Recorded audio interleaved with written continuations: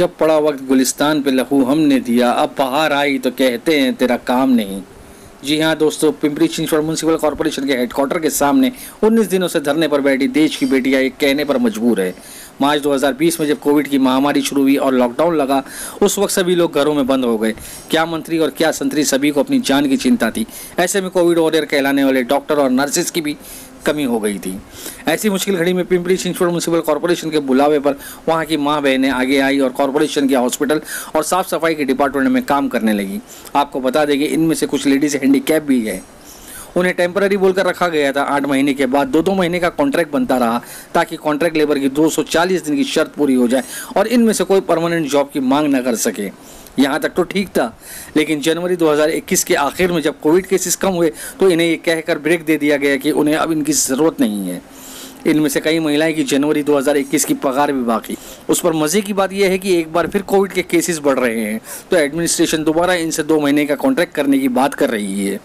इन ladies की मांग है कि वो टेम्पररी वर्कर के तौर पर काम करने की राज़ी हैं, लेकिन उन्हें ये आश्वासन चाहिए कि फ्यूचर में उन्हें ब्रेक देकर 8 दिन के अंदर अंदर दोबारा काम पर रख लिया जाए ताकि उनके घर में चूल्हा जल सके।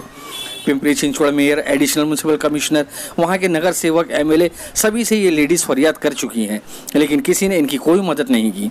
उल्टा एडिशनल कमिश्नर श्री अजीत पवार ने इन्हें धमकी दी है कि वो लोग अपना आंदोलन खत्म करें और उस जगह को खाली कर दें, वरना वो धारा 144 लगाकर उन लोगों के खिलाफ कानूनी कार्रवाई करेंगे। आइए सुनते हैं कि इन रियल कोविड वॉरियर्स की क्या विपदा है। जिन्हें सम्मानित किया जाना चाहिए था, उन्हें क्यों अपमानित किया जा रहा है। जब कोविड आया था मार्च में, तब हमको ड्यूटी पे बुलाया था। हम ड्यूटी पे आए थे। जो हमारा पुराना जो नौकरी थी वो छोड़ के हम यहाँ पे आए थे। यहाँ पे आने के बाद उन्होंने, जब तक कोविड था तब तक उन्होंने हमारा एक्सटेंशन बढ़ा के दिया।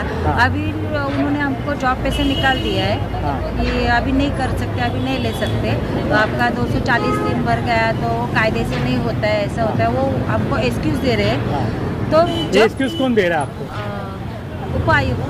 उपायुक्त नाम क्या उनका? अजीत पवार। अजीत पवार, हाँ। वो एक्सक्यूज़ दे रहे कि आपके 240 दिन भर गए तो आप नहीं ये कर सकते, आपको हम नहीं रख सकते।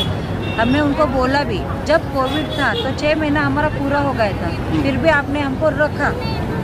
6 महीना पूरा हो गया था, फिर भी आपने हमको ड्यूटी पे रखा है। तो अभी क्यों निकाल रहे हो?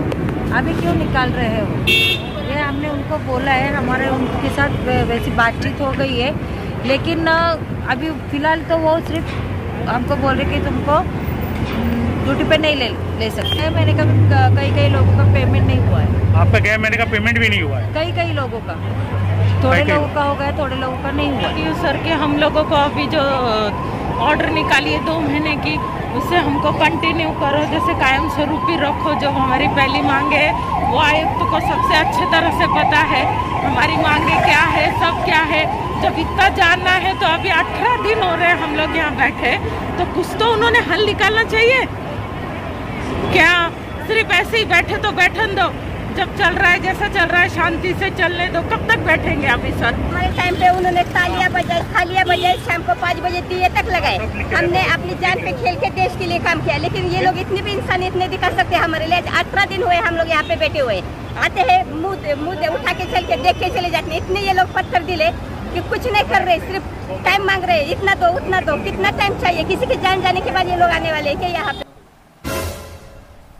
फिर हमने तो काम किया देश के लिए, हम आगे बढ़ के हम खुद होके आए हैं।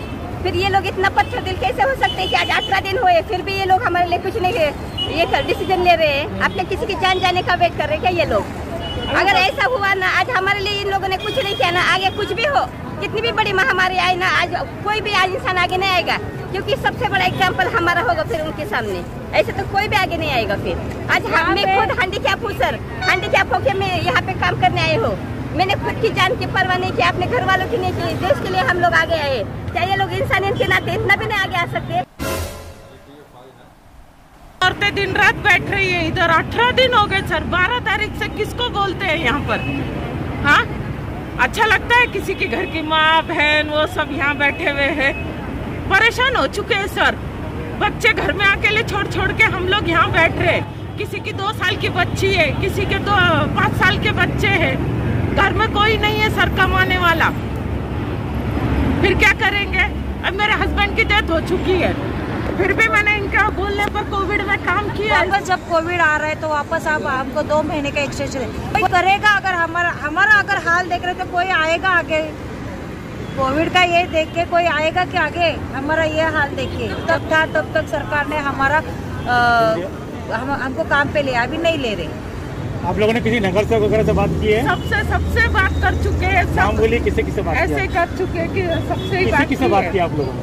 अभी उनके माइट हो रहे उनसे बात कर चुके हैं। मेयर माइट हो रहे, स्टैंडिंग चेयरमैन ढाके सर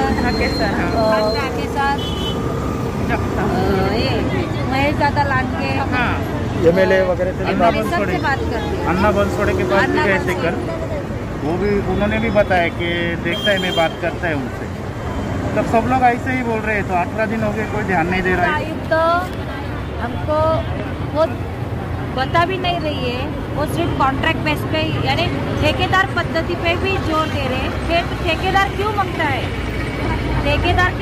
अगर हम लेडीज यहाँ पे काम कर रहे हैं मानधन स्वरूप से, अगर हमने गए पूरे साल काम किया है, तो अब ठेकेदार क्यों मांगता है? अब ठेकेदार हमें नहीं चाहिए। जो चाहिए वो